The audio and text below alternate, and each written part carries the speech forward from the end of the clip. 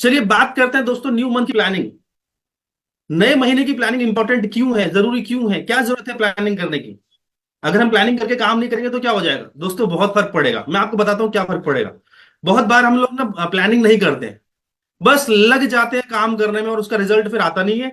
और फिर होता क्या है, प्रॉब्लम्स आनी शुरू होती है, डिप्रेशन आना शुरू हो जाता है। सर हो नहीं रहा, सर हो नहीं रहा, हम बहुत कर रहे हैं, बात बन नहीं रही है। ऐसा क्यों होता है, चलो मैं आपको दिखाता हूँ। राइट, काफी ऐसी चीजें हैं। सबसे पहले इंपॉर्टेंट नोट करिएगा, if you are working with planning, ध्यान से सुनिएगा, अगर आप एक प्लानिंग के साथ काम कर रहे हैं then you are a genius, आप एक जीनियस हैं और आप बहुत हार्ड वर्क कर रहे हैं। अगर आप प्लानिंग के साथ काम करते हैं तो आप एक जीनियस पर्सन है और आप एक हार्ड वर्क कर रहे हैं जो एट द एंड आपको रिजल्ट देगा। कब? जब आप प्लानिंग के साथ काम करते हैं। लेकिन सबसे इंपॉर्टेंट लेकिन, अगर आप प्लानिंग के साथ काम नहीं कर रहे, if you are not working, if you are working without planning, planning के साथ काम नहीं कर रहे तो आप सिर्फ एक लेबर वाला काम करते हैं। ध्यान से सुनो दोस्तों, प्रॉपर प्लानिंग और विदाउट प्लानिंग में फर्क क्या होता है। अगर आप प्लानिंग के साथ काम कर रहे हो यानी कि आप अपने लक्ष्य को पाना चाहते हो, यस और नो, और उसके उसके लिए आप कहीं ना कहीं मेहनत करते हो, एफर्ट्स लगाते हो और उसको रिजल्ट को पाते हो। लेकिन महीना शुरू हो गया, सर होगा, देखा जाएगा, हो जाएगा, वेरी बेस्ट, नहीं होगा कोई बात नहीं। तो ऐसा कौन करता है? जो सिर्फ विदाउट प्लानिंग काम कर रहा होता है। और विदाउट प्लानिंग काम करने वाला व्यक्ति एक लेबर की तरह है। लेबर का मतलब क्या है, उसको कोई मतलब नहीं है क्या काम हो रहा है क्या नहीं हो रहा है, बस उसको काम करवाया जाओ, काम करवाया जाओ। वो काम कर रहा है, उसको रिजल्ट से कोई मतलब नहीं है। तो क्या हम में से कोई ऐसा तो नहीं है जो लेबर की तरह काम किए जा रहा है और अपने मेहनत को नहीं देख रहा है, वो क्या कर रहा है क्या नहीं कर रहा है? क्या ऐसा तो नहीं है? प्लानिंग बहुत इंपॉर्टेंट है दोस्त। प्लानिंग नहीं करेंगे रिजल्ट नहीं आएगा, रिजल्ट नहीं आएगा डिप्रेस हो जाओगे।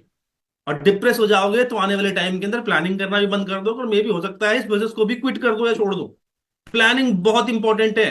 प्लानिंग के साथ एक चीज और सुनिए, हम में से कुछ ऐसे लोग हैं जो प्लानिंग तो करते हैं लेकिन वो सिर्फ पूरे महीने की प्लानिंग करी, लेकिन होता क्या है, उनकी प्लानिंग 5 दिन भी नहीं टिकती।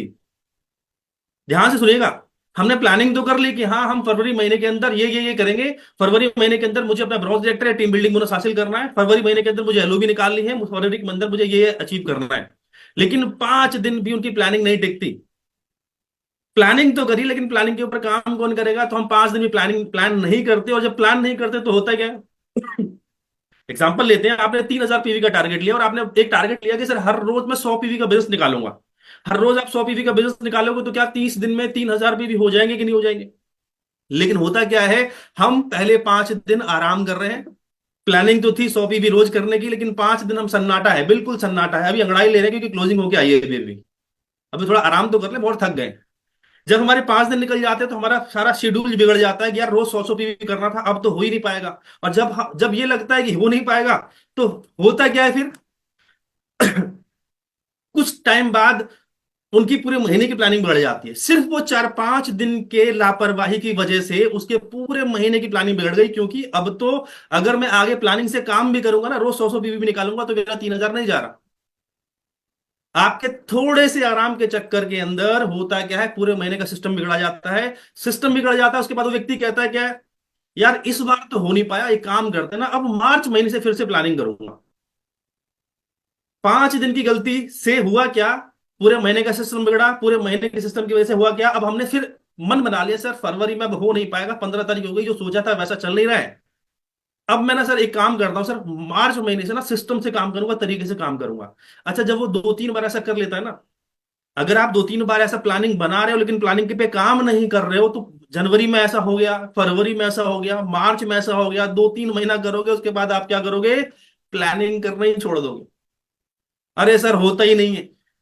सर हर महीने सोचता हूँ डायरेक्टर बनूंगा, हर महीने टीम बिल्डिंग बोनस लूंगा, हर महीने सोचता हूँ कि एलओबी निकालूंगा, हर महीने सोचता हूँ कि साइड मेंटेन करूंगा।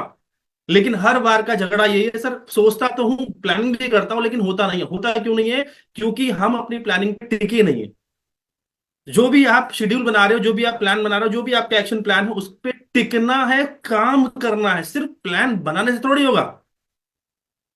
मैं ही बैठ जाऊं सर मुझे इस महीने डीयूसीडी बनना है, लेकिन घर में बैठा हूं तो क्या डीयूसीडी बन सकता हूं? नहीं, उसके लिए निकलना पड़ेगा। अगर डायरेक्टर भी बनना है, अगर फास्ट एड भी करना है, तो घर में बैठकर फास्ट एड नहीं होता।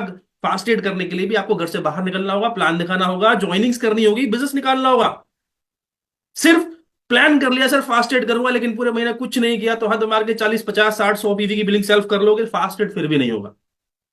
इसलिए प्लानिंग बहुत इंपॉर्टेंट है। प्लानिंग 5 तरीके की, शॉर्ट में बताऊंगा, डिटेल में नहीं जाऊंगा आज मैं। 5 तरीके की प्लानिंग हम सबको करनी है। प्लानिंग नंबर 1, ध्यान से सुनिए। अपनी प्लानिंग करने से पहले हमें अपनी टीम की प्लानिंग करनी है, सबसे इंपॉर्टेंट है। वेस्टीज की टैगलाइन को समझ लो, आपकी सफलता में हमारी सफलता है। हम लोग ये लाइन भूल जाते हैं। आपकी सफलता में हमारी सफलता नहीं है, आपके टारगेट में मेरा टारगेट है। अगर मुझे ब्रॉन्ज डायरेक्टर बनना है, मैं अपने नीचे 6 लोग ऐसे ढूंढ लूं जिनका मैं फास्ट एड करा दूं, तो मेरा डायरेक्टर बनने से कोई रोक ही नहीं सकता। लेकिन हम अपना अपना अपना ध्यान रखते हैं, अपनी टीम का ध्यान नहीं रखते। ध्यान रखो, आपको अपने टारगेट बनाने से पहले अपनी टीम की प्लानिंग करनी है। मेरी टीम के अंदर जो एक्टिव इफेक्टिव लीडर्स हैं, जो भी काम कर रहे हैं, जिनके ड्रीम्स हैं, जो कुछ करना चाहते हैं, उनकी प्लानिंग करो कि सर उनके क्या क्या लक्ष्य हासिल कराने वाले हो, उनको कहां तक लेकर जाने वाले हो, उसकी इस महीने कितनी ज्वाइनिंग होंगी, उसकी टीम से आप कितना बिजनेस निकलवाएंगे, उसका टारगेट बनाओ। कई बार ऐसा हुआ है, ऐसा होता भी है, जब आपका अपलाइन ना आपसे आपसे टारगेट पूछता है, आप कहते हो सर इस महीने मैं करूंगा 2000 पीवी करूंगा, इस महीने मैं 2000 पीवी करूंगा। उसी टाइम आपका अपलाइन आपके डाउनलाइन से टारगेट पूछता है आपके बाद। अच्छा, डाउनलाइन कहता है सर मैं टीम बिल्डिंग बोनस के तहत 2600 पीवी करूंगा। अब डाउनलाइन 2600 पीवी कर रहा है, तो आप कह रहे हो मैं 2000 करूंगा, तो क्या ये सही है? गलत हो गया कि नहीं हो गया? क्योंकि आपसे ज्यादा तो आपका डाउनलाइन कर रहा है, तो आपका कैसे हो जाएगा 2000? तो बहुत बार ऐसी मिस्टेक होती है। क्यों? क्योंकि हमें अपनी डाउनलाइन के टारगेट्स पता ही नहीं है कि वो क्या करने वाला है। अगर मुझे पहले से पता हो मेरा डाउनलाइन टीम बिल्डिंग बोनस करने वाला है इस महीने, तो मेरा टारगेट रहेगा कि सर मैं टीम बिल्डिंग बोनस के साथ मैं सिल्वर डायरेक्टर क्वालिफाई करूंगा। उसके लिए हमको पता होना चाहिए। इसलिए कहता हूं, सबसे पहले अपने से पहले अपनी डाउनलाइन की प्लानिंग करवाओ कि कौन कौन सी लाइन में, मतलब कौन कौन सा डिस्ट्रीब्यूटर है, उसकी क्या प्लानिंग है, वो कहां तक जाने वाला है, उसके क्या बिजनेस निकालना है, उसकी कितनी इनकम पहुंचानी है, उसकी कितनी ज्वाइनिंग्स करानी है। ये सारी प्लानिंग पहले तो उसके साथ बैठो।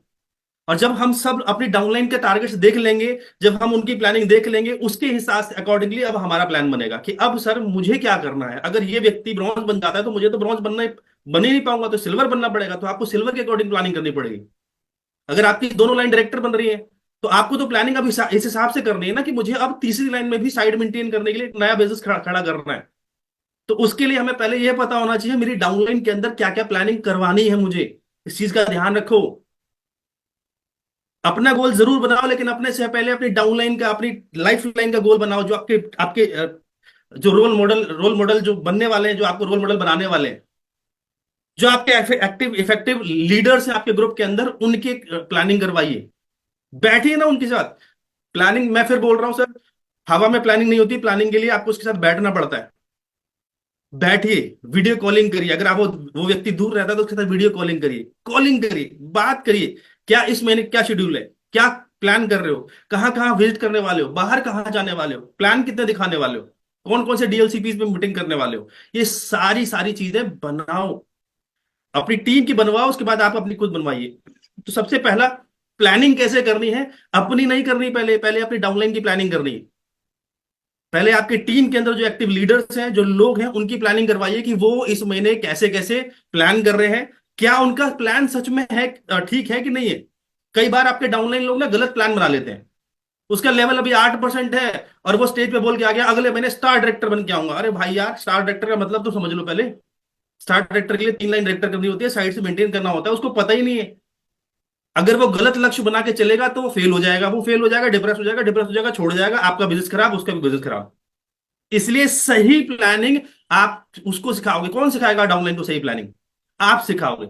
आपको नहीं पता, आप अपने अपलाइन से बैठो, जो आपके अपलाइन है उनके पास बैठो कि सर मुझे मेरी इस महीने की प्लानिंग करवाइए कि सर मुझे इस महीने क्या क्या करना है, कैसे कैसे करना है। राइट? पॉइंट नंबर 1, अपनी टीम की प्लानिंग कराइए। पॉइंट नंबर 2, उसके बाद अपना प्लान करिए कि मुझे इस महीने क्या, कैसा अपना शेड्यूल बनाना है, क्या टारगेट लेकर चलना है। इस चीज का ध्यान रखिएगा। ये था step step number 1। Step number 2, leg wise planning करिए। याद रखिए, आपकी सारी लाइनें एक जैसी नहीं है। क्या इक्वल पीवी देती हैं आपकी सारी लाइनें? नहीं। कोई लाइन ज्यादा पीवी देती है, कोई एवरेज देती है, कोई कम देती है, और कोई तो देती ही नहीं है। कोई किसी लाइन में पीवी आता ही नहीं, और किसी किसी में बहुत ज्यादा आता है। क्या आपकी प्लानिंग हर लाइन के अंदर एक जैसी होगी क्या? कभी भी नहीं। अगर आपकी एक लाइन ऐसी है जिसके अंदर बिजनेस अच्छा आ रहा है, इंडिपेंडेंट लोग हैं, तो शायद वहां पर आपको अभी 1-to-1 करने की ज्यादा जरूरत पड़ेगी नहीं। आप वहां पर ग्रुप मीटिंग और होम मीटिंग करोगे। जिसके अंदर बिजनेस अच्छा आ रहा है, जिसके अंदर लोग ज्यादा हैं, लीडर्स ज्यादा हैं, वहां पर आप 1-to-1 तो करने नहीं जाओगे ना। लेकिन कोई लाइन ऐसी है जो बिल्कुल सूखी पड़ी है, जहां पर बिजनेस नहीं आ रहा है, जो बिल्कुल डेड पड़ी है, वहां पर तो आप होम मीटिंग से पहले आपको 1-to-1 करना पड़ेगा, उसके पास जाना पड़ेगा, होम मीटिंग करनी पड़ेगी, पहले तो उसी को एक्टिव करना पड़ेगा। वो बेचारा सो रहा है, पहले उसको जगाना पड़ेगा, उसके घर जाकर उसको प्लान दिखाकर मोटिवेट करना पड़ेगा। तो आपका रोल हर हर लाइन के अंदर अलग होने वाला है दोस्त, एक जैसा नहीं होगा। मेन लाइन के अंदर अलग होगा और वीकर लाइन के अंदर अलग होगा। तो आपको हर लाइन का प्लानिंग करवानी है, उसके हिसाब से आपको समझ में आएगा कि मुझे अगले महीने क्या अचीव करना है। तैयार, समझ में आ रहा है यहां तक? Point number 2 clear. चलिए पॉइंट नंबर 3 पे आते हैं। इस महीने की प्लानिंग करने से पहले तो आप ना एक रिसर्च करो अपने पुराने महीने के बिजनेस के ऊपर। पिछले महीने मेरा बिजनेस कैसा रहा, चाहे बहुत अच्छा रहा, एवरेज रहा, खराब रहा, उसको एनालाइज करना बहुत ज्यादा जरूरी है। जो भी हमने पिछले महीने काम किया, उसको एनालाइज करो कि वो पीवी अगर ज्यादा आए तो किस वजह से ज्यादा आए थे, क्या कारण था जिसकी वजह से शॉपिंग ज्यादा हुई, पीवी ज्यादा आए। या पिछले महीने मेरा बिजनेस बहुत डाउन हो गया, तो ऐसे कौन से कारण रहे जिसकी वजह से पीवी डाउन रहा। पोस्टमार्टम करना बहुत ज्यादा जरूरी है लास्ट मंथ के बिजनेस का, तभी आपको समझ में आएगा कारण क्या था, बिजनेस बढ़ने का या घटने का। अगर मुझे कारण समझ में आ जाए, यार पिछले पहले तो काफी टाइम से बिजनेस नहीं बढ़ा, लेकिन पिछले महीने बहुत तेजी से बिजनेस बढ़ा, तो ऐसा क्या कारण रहा, तो वो चीज हम इंप्लीमेंट कर सकते हैं इस महीने भी। या फिर मुझे ये समझ में आ जाए पिछले महीने ऐसे कौन से कारण रहे जिसकी वजह से मेरा बिजनेस फ्लक्चुएट हुआ, डाउन हुआ, तो शायद मैं वो गलती अब दोबारा नहीं करूंगा। तो पिछले महीने का पोस्टमार्टम करना बहुत ज्यादा जरूरी है, पिछले महीने के बिजनेस का पोस्टमार्टम करना है। चेक करिए कि क्या क्या अच्छी चीजें करी मैंने पिछले महीने, क्या क्या ऐसी चीजें हैं जो गलती कर दी है, जो नहीं करनी चाहिए थी, उसका एनालिसिस करिए। राइट, चीजें समझ में आ रही हैं यहां तक? चलिए पॉइंट नंबर 4 पे आते हैं। टारगेट लीजिए रिजल्ट का। देखो हम सभी गलती क्या करते हैं, समझना। हम लोग क्या करते हैं कि हमने क्या सीधा मानिए कि एक ब्रॉन्ज डायरेक्टर है, उसने 2600 2600 पीवी का टारगेट ले लिया। तो हमने क्या करा है, एट द एंड किसका टारगेट लिया है, रिजल्ट का। कि मुझे फरवरी महीने में क्या करना है, मुझे टीम बिल्डिंग बोनस अचीव करना है, मुझे डायरेक्टर लेवल अचीव करना है, मुझे फास्ट 8 अचीव करना है, मुझे इस महीने एलओबी निकालनी है। तो हमने क्या टारगेट ले लिया, एट द एंड 1 मार्च यानी क्लोजिंग वाले दिन मैं, मेरा रिजल्ट क्या रहेगा उसका टारगेट ले लिया हमने।